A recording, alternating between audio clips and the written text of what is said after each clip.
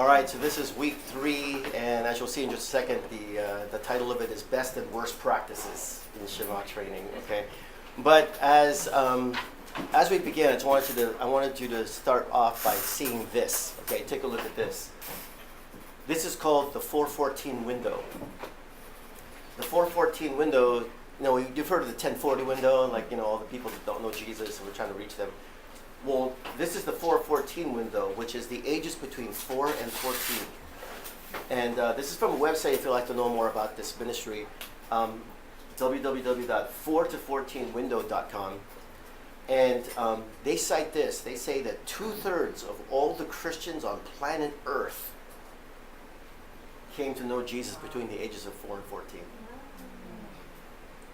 2/3 of every Christian on the planet, they came to Jesus when they were a child.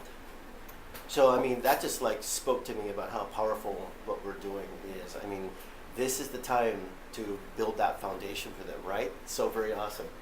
So, in week 1, and one of the things that we're going to learn in Shema training is the importance of repetition and review, right? You guys know this with your kid.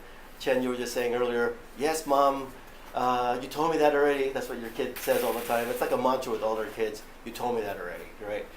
And we're like inside saying, well, then do it. But so we're going to repeat ourselves and just review. So week 1, we asked the question, how is it possible that Israel can withstand an insane level of disruption of their society and their religious life and become the most successful and prosperous democracy in the Middle East? The Shema is the answer. Because wherever they were sent, or wherever they were exiled, or even if they had no country, they had no temple, whatever took place, they would still gather together as a family. And in that family unit, they talk about God. And they teach their children about God. And they did this generation after generation after generation. So that in 1948, when you are reuniting all Jews across the world, they all just come. There they are. It's like, this is crazy. We thought that you were all lost and disbanded. Nope, we're coming. Same faith in God and everything. It's amazing. That's how powerful the Shema is. Week 1 is, we talked about how do we fulfill our assignment as parents despite our own shortcomings. And we recognize that, and we were saying earlier, it's not about being a perfect parent. That's what Jade was sharing. He's like, that's my big takeaway. It's not about being a perfect parent. Yay, I'm set free. So then, what is the desired outcome of Shema parenting? To connect the heart of your child with the love of the Father. So, we're kind of on the same journey, actually, as our children. Hopefully, we're just a little bit ahead. And I'm trying to connect with God myself. I want to develop this intimacy with God myself. And let's do this together. Whatever I learn, I'll pass it on to you. It's a very humble process of just cooperating with the Father in connecting the hearts of our children with Him, even as we ourselves are connected with Him. So that's week 1. So in week 2, we asked, why is it that neither helicopter nor lawnmower parenting work? And the goal of both of those is scrubbing your child's life of all stress and failure. But realize that does not really prepare them for life, because that's not real life. Right? Trying to scrub your child's life of every stressful thing that they could encounter. Well, that just doesn't work. There are no safe spaces. So what is the key to Shema parenting? Well, we begin by cultivating a heart that will listen to the Father. That will listen to the Father. And we talked about how it's not about talking first, but listening first, right? And what is our biggest obstacle to Shema parenting? Maybe our own words. Born out of worry or anxiety, anger, flesh. It's like anytime you function out of yourself and out of your own fear, then you're kind of going in the opposite direction of what we're trying to contend for with the Lord. So that's why we need to take a deep breath and stop and pray and say, okay, they're punching each other out. How should I deal with this? All right, you guys. All right, and let the Father lead you into what needs to happen next. Okay, so that's weeks 1 and week 2. That's, of course, Shema in Hebrew. So this is week 3, and we're going to talk about best and worst practices in the Shema. And here's our key verse for today. Let's read it together. Ready? Go. Listen, O Israel, the Lord is our God, the Lord alone. And you must love the Lord your God with all your heart, all your soul, and all your strength. And you must commit yourselves wholeheartedly to these commands that I am giving you today. Repeat them again and again to your children. Talk about them when you are at home and when you are on the road, when you are going to bed, and when you are getting up. So we're going to take this apart and we're going to look for God's guidance to us on the best practices of Shema, right here in this passage, right? And so notice that for God, this is intensely spiritually formative. It's all about connecting our children's heart with the Father. That's where we want to get, right? So we know, we're all eager that our kids get, good grades and scholarships and job and all that kind of stuff. But God knows that if we seek Him first, everything else is going to follow.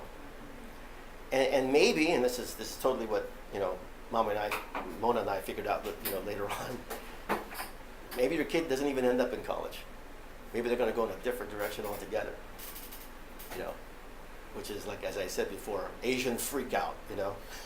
Asian parents freaking out. You're not going to college, and so maybe God's plan is something. But hey, regardless of what that plan turns out to be, if they're connected to the heart of the Father, it's going to go good. It's going to work out great. So God knows that this is going to be the most important thing. The spiritual formation of your child is the most important thing that we can contend for while we have them, between the ages of 4 and 14 and a little bit into college years. Okay, so what's the first best practice? Well, it's listen. All right, so we're going to emphasize that again. Listening, it's the very first thing that God says in the Shema, right? So on our list, we're going to create a best and worst practice list. Listen first. Worst thing we can do is no listening prayer. So we're talking about prayerfulness, right? So let's contend for that again. So we're going to be slow to speak. We're going to pray. Talked about this last week, so this is a little bit review, but that's definitely got to be the first on our list because it's the first in this passage, right? It's the very first thing that God says. Listen, O Israel. In fact, that is what the word Shema means. Listen up, hear and obey. Gotcha. So, as we listen to Him, we're going to hear certain things, okay? One is you're going to hear the Lord say, I am for you. He's the God who is, so when we say the Shema, it's Shema Israel, Adonai Eloheinu, right? The Lord is our God. He is interactive.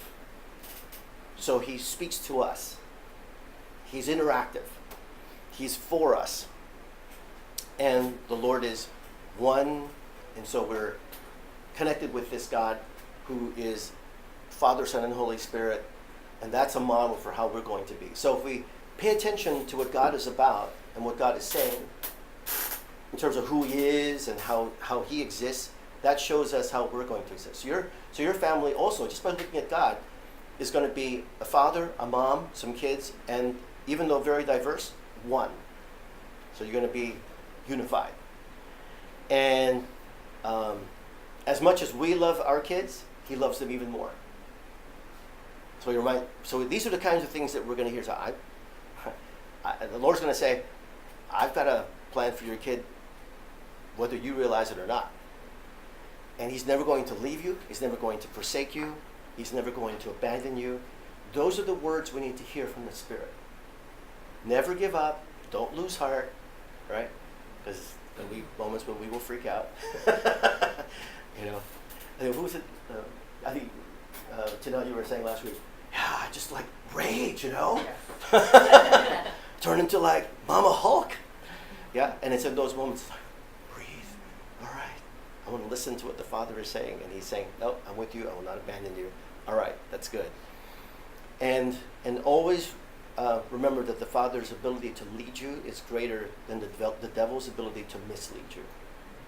Right? Now, does that mean you're going to get it perfect and you're going to, like be absolutely flawless? No, it still doesn't mean you're going to be perfect.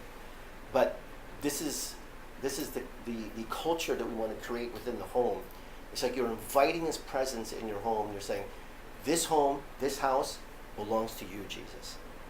Right? And if you want to like walk around your house and pray over your house, or as the Lord leads you, pray over your kids' rooms, right? So let the Lord remind you. So as you listen, let the Lord remind you of all these things. And so you're praying blessing over your children, right? Because the other way is gonna, it's gonna be like, why do you keep doing this? What's the matter with you? That, right? But then that has to be like, kind of balanced off with, Mommy and Dad believe in you. God believes in you. God's got a great plan for your life. And by the way, next week we're going to talk about, speaking over your child, the destiny, the plan that God has for them. Right? That's going to be awesome. That conversation is going to be huge. So, best practice is listen. The worst thing you could do is not listening in prayer. Okay. All right. Then, notice this. Now, the way that you can tell where we're going with this is you're going to look at the imperatives or the commands, right? So the first one was listen. What's the next command that you see? Love the Lord your God with all your heart, all your soul, and all your strength, right? So love the Lord your God with all your heart, all your soul, and all your strength. Okay, so that's going to be next on the list, is loving God passionately. The worst thing you could do is love Him casually.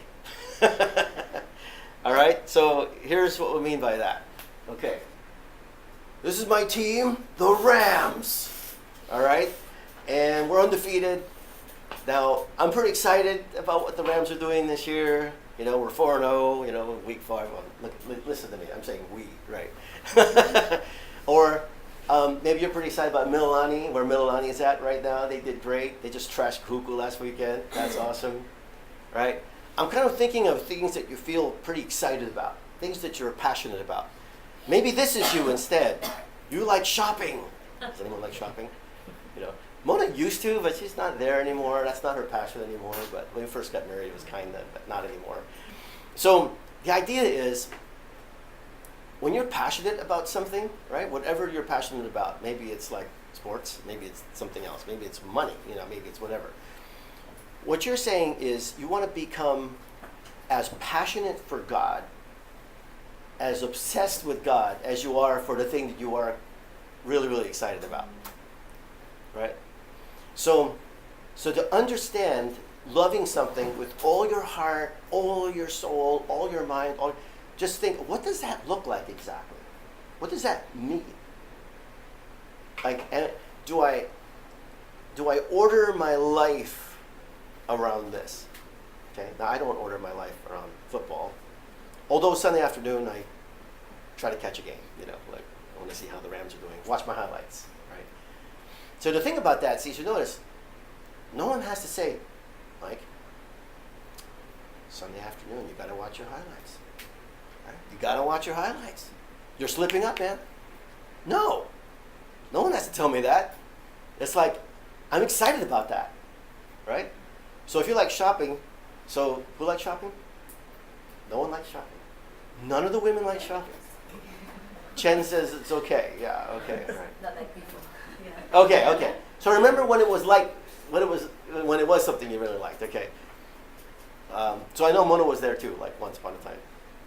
No one had to say, hey, it's Saturday morning, Pro Ridge is open, come on. You're late, come on, right? And so what I'm saying is, let's not do that with God, right? Because we are passionate about God. We do love God with all our heart, our soul, our mind, our strength. He's everything to us. Let's not turn it into something or treat Him as if He was something that we're not passionate about. Does that make sense? So don't make it like with your kids, like, come on, we gotta go to church now. Wake up. It's Sunday. Oh no, don't turn this into a negative experience. That's not what loving God passionately looks like. That's not what loving anything passionately looks like, right? So remember when you first got married, remember what that was like. Right? Come on, honey, it's time to go out again. Oh, do I have to? We just did that like last week. Do we got to have a great time again? Why? That's just not the way it was like when you were like first married, right? And in fact, if you want to know the key to a long marriage is keep it there, right? Keep it in that place where you're still passionate about each other, excited about each other, right? So I'm still, chasing Mona around the house, like putting myself right in front of her, and getting in her way, like, hey, it's me. Okay. All right, let's hug, But, it's like, these are choices that you make, right? So if God is someone you love this way, don't treat him any other way in front of your kids, because that conveys something to them.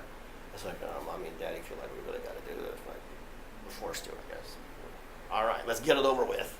That's awful, right? That's the worst thing you want to communicate to them. So we're going to have to really listen and slow it down and say, how can we figure out a way to just, because we do love God with all of our heart, we love him with everything we have, how can we convey that, right, to the kids? So it's like, hey guys, tomorrow we're going to go to church. Remember last weekend? Hopefully something good happened last weekend. You remember that story, or remember that thing that happened, or whatever, with that person's testimony or whatever, or that message that, Pastor Mark gave, or whatever, Let's see what God has for us this weekend. Okay, so tomorrow we're going to wake up and we're going to get ready for church. So, treat the Lord as someone you do love passionately. That's what that passage was really trying to say there. That is, when you say you love him with all your heart, all your soul, all your strength, that means it's not difficult to love him, right? It's a choice that we've made, and we do want to be there. Okay, so this is the formation that we're talking about. Okay, so we're talking about forming this. We definitely don't want to be casual. We don't want to make it a chore. Make it something you're a fan of. Okay, all right. So here's the next one. So we said listen, right? We said love. There's another verb there. All right. Well, here's the third one. And you must what? Commit. All right. Commit yourselves wholeheartedly to these commands that I am giving you today.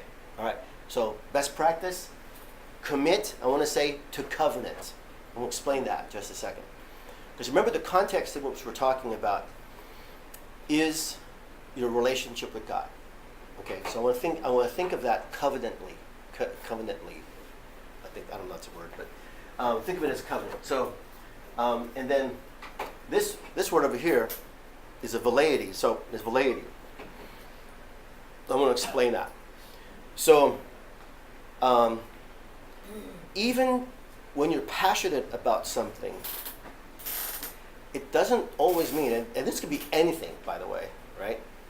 Marriage, or the job that you love so much, or whatever. There's always going to be times where you don't feel like doing it. Like, we love the Bible, but there are times we don't feel like reading the Bible. Okay, this is where commitment comes in, right? And parents, we understand this, right? And we're trying to convey this to our child. It doesn't matter what we feel like. This is what we're committed to. So the opposite of that is a velleity. And the velleity it means the mildest form of wish. It's the mildest form of wish. It's like, that'd be neat if that happened, but if it doesn't happen, no big deal. That's what a velleity is, right? So, loving God, like ordering my whole life around God, it starts off as a velleity. Like, I wish that could be true. That's okay. That's where we all started, right? So we all started with, it's a mild wish.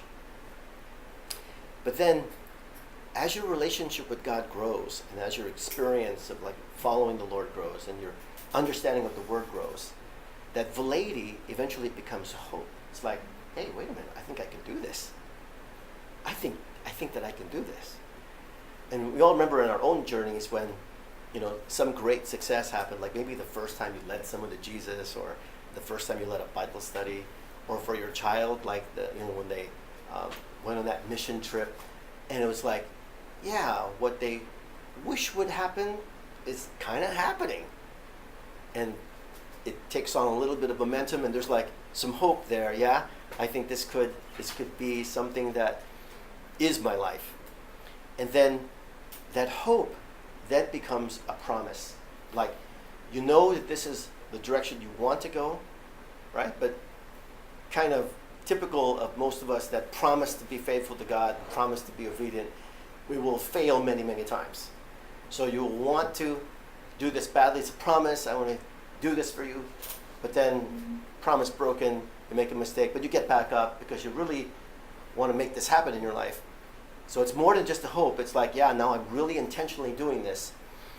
But then that promise then becomes a commitment where you're taking, 3 steps forward, 2 back, right? 2 steps forward, 1 back, but you just keep at it. You become Rocky Balboa. No matter how many times they knock him down, he comes back up. And that's commitment. That's over a long period of time. There's this great history of you continuing to follow Jesus regardless of your setbacks. And then the most awesome thing of all happens. It becomes a covenant. Now let me see if I can make this distinction with you. We tend to, as human beings, be committed to our principles and to our values. But we make a covenant with a person. Does that make sense? So we're committed to the Christian life, but a covenant is with Jesus. A covenant is like when you're married, you're committed to your wife, your spouse. So the reason I'm faithful is not because I have a commitment to faithfulness, but it's because I have a covenant with her. I do not want to break my vow that I've made to her. Does this make sense? So in the same way, you're going to enter into a similar thing with God. And this is where you're ushering your children into. It's like at first, yeah, I got to listen to mom and dad. Yeah, I got to obey these rules. But then it's not just about commitment to a set of principles or rules or values. Now it becomes a covenant to a person, to God himself. And this is where you see the greatest commitment in your Christian life. Where like David, who did blow it, said, the worst thing about what I have done is I have sinned against God. I sinned against God. The God who I love with all my heart, soul, mind, strength, everything that I have, I sinned against him. That's the worst thing. It's not just what I've done here, and he actually committed murder, by the way. But the worst thing of all was he broke his covenant with God. And you notice the same thing with anyone who has a great spiritual life. This is how they view failure. It's not like I'm a moral failure. It's not that. It is, how can I do this to my relationship with God? How can I do this to God? We saw it this past week in Joseph, right? When Potiphar's wife was coming on to him. And he said, how can I do this to God? How can I do this to God? You are Potiphar's wife.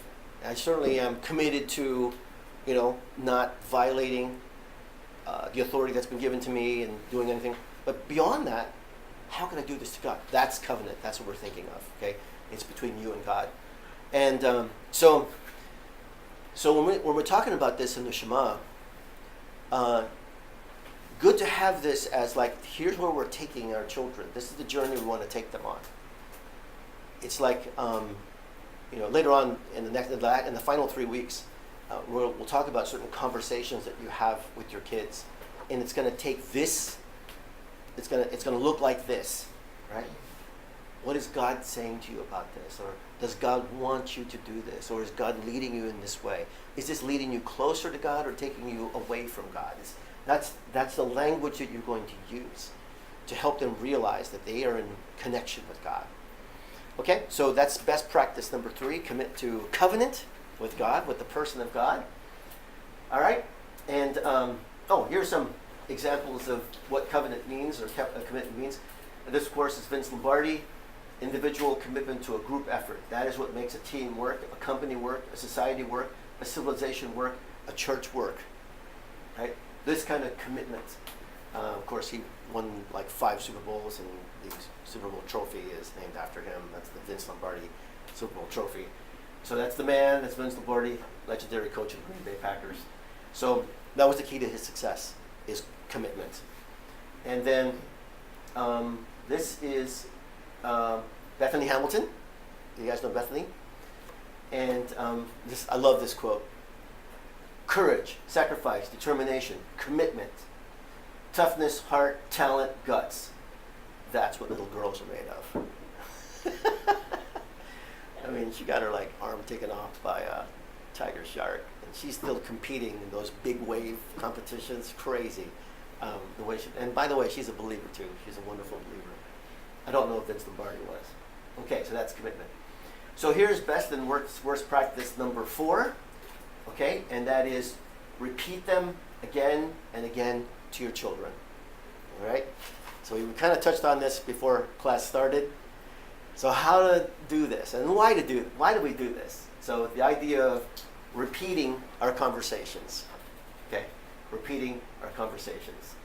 The worst would be expect them to just get it the first time because you already said it. That ain't happening. Just realize that's not going to happen. Okay, so our best practices are listen first, love God passionately, commit to covenant, and then be prepared to have repetitive conversations with your children over the most important things that they need to know. So what's interesting is where the Bible goes from here. So where does God go from here in terms of teaching us the Shema? He gives us settings where these conversations are to take place. Okay? And so it says here, talk about them when you are at home, on the road, when you're going to bed, and when you're getting up. Becomes very practical at this point. I love this about the Shema.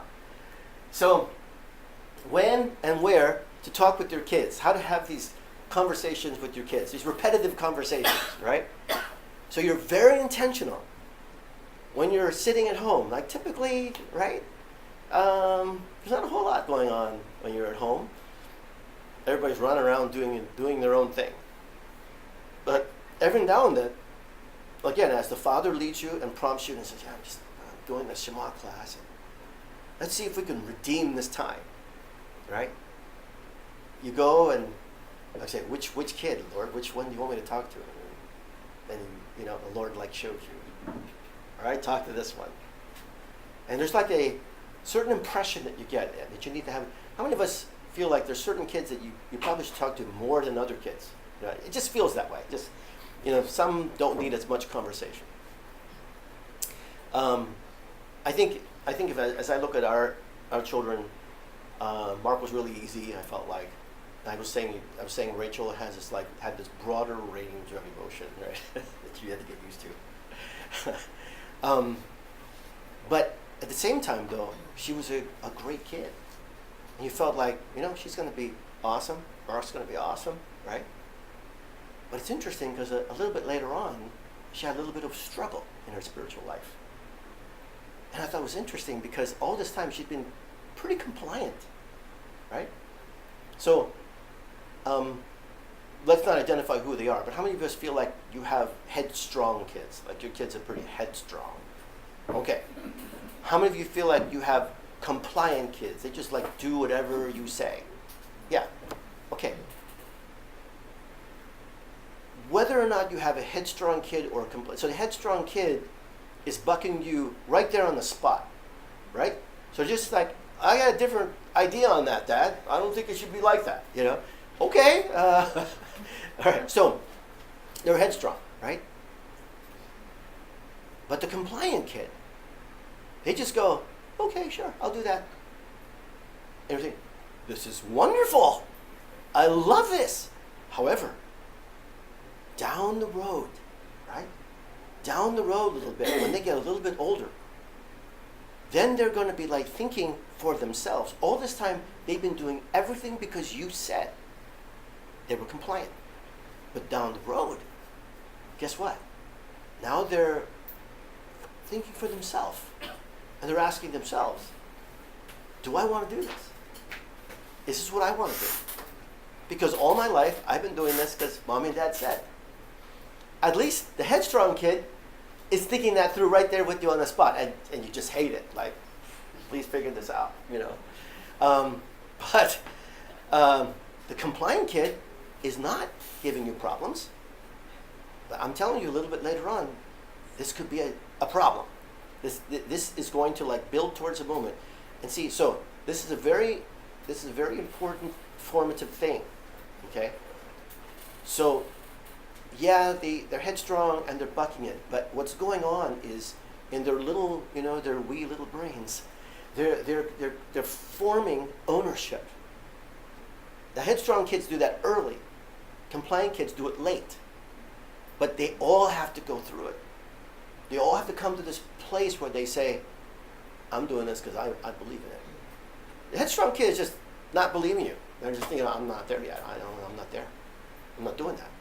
Whatever it is.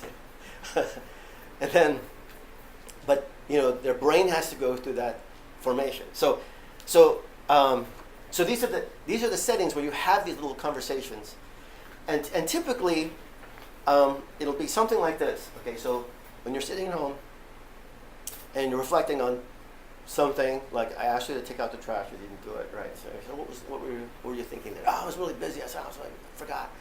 I said, okay, all right, don't worry. We'll try it again next week. See if you can do it without me asking. That type of thing, right? And then another conversation happens, like when you're like picking them up from soccer practice or wherever you're picking them up from, or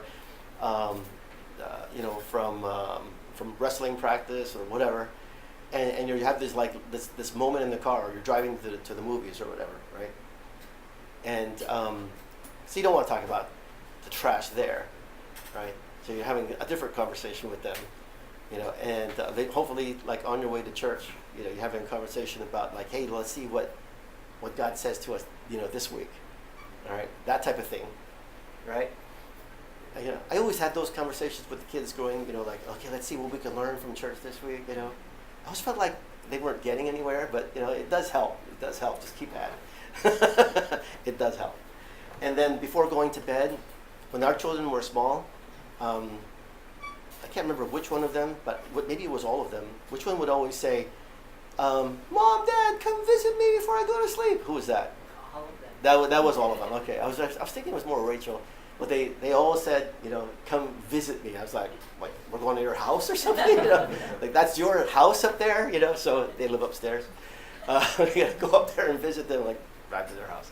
But I thought it was the cutest thing. And when they were small, we did that, right? You tuck them into bed, you pray over them, and you bless them before they go to sleep. And this is every single time, And then in the morning, when they wake up, right? You're like praying over them before they go to school. Right, so you try to slow it down and just, remind them of the presence of God with them like all day long. Okay, don't beat yourself up if you miss one morning, because this is an ongoing thing that's just going to happen all the time. Right. So the Bible is very specific about settings. Obviously, what it's trying to say is redeem the moments that you have with your children. Believe it or not, it's not very long. The time that you have with your kids, right? So, I think Jewel's graduating this year, right? Oh my gosh. And then where's she going to go? Where's she going to go? She's leaving. Yep. She's going to leave home. Yep. Time's up. Yep. Yeah. That's it for her, right? She's going to be on her own. Hopefully everything you taught her, Yep. right, growing up. To the test. Put it to exactly. That's exactly how Mom and I felt. Sent Caleb off to boot camp. All right, man. It's like, okay, it's going to go well. It'll go well. But, yeah, Seriously, it is quicker. It may feel like when you're with them at this age, oh God, this is taking a long time. This is not working. How? It's like, But I don't know. Looking back as empty nesters now, and you got like one on the way. You look back and you go, what happened? That was so quick, right?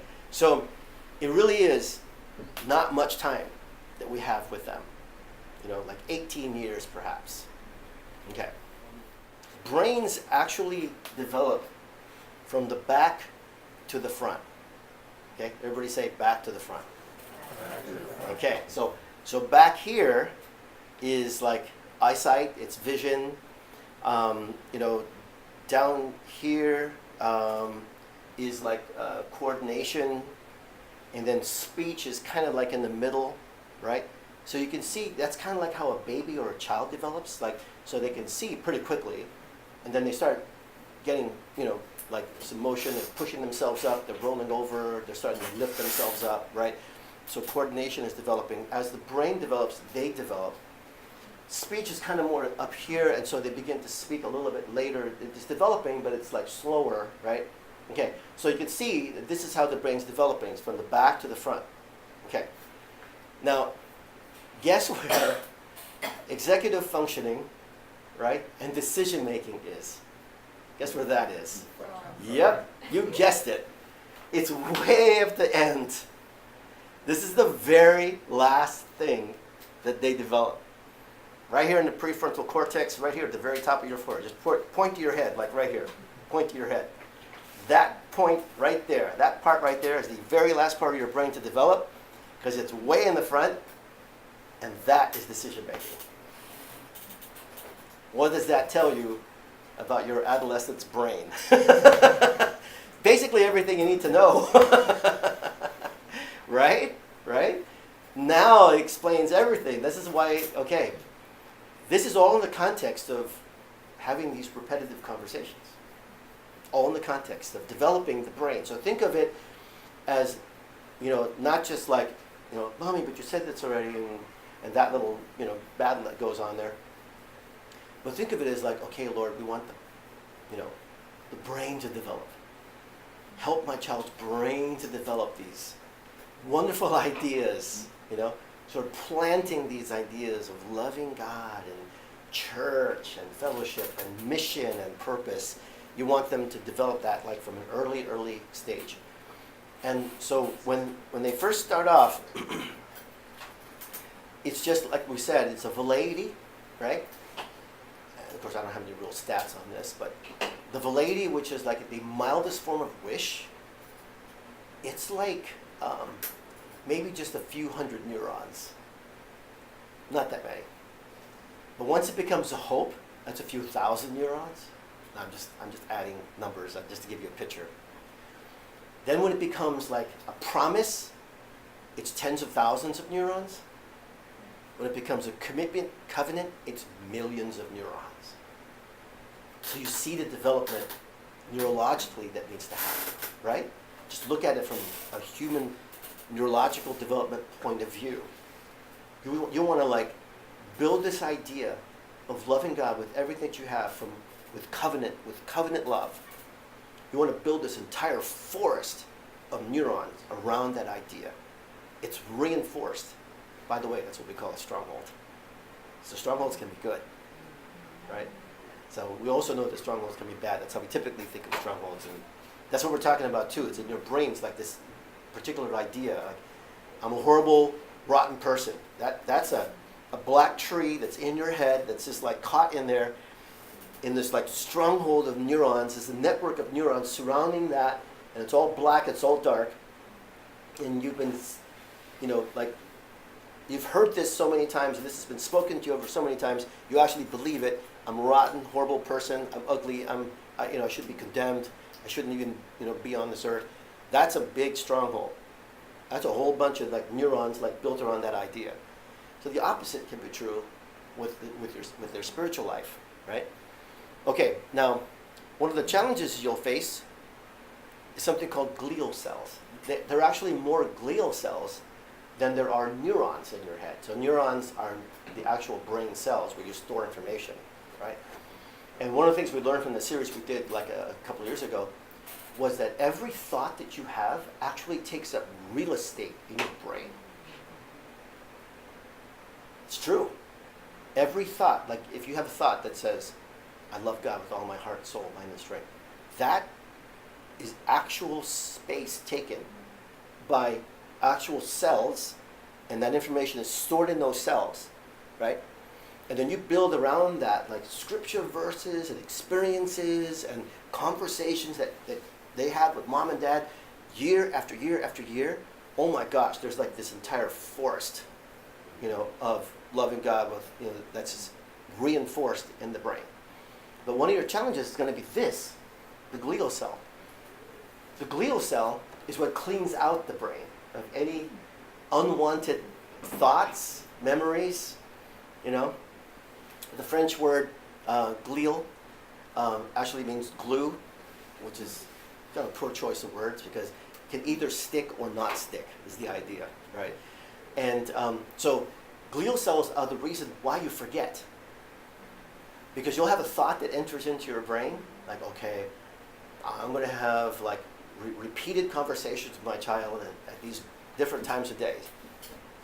But then here's what happens. This person comes along. That's a Filipino janitor. He is a glial cell in your brain.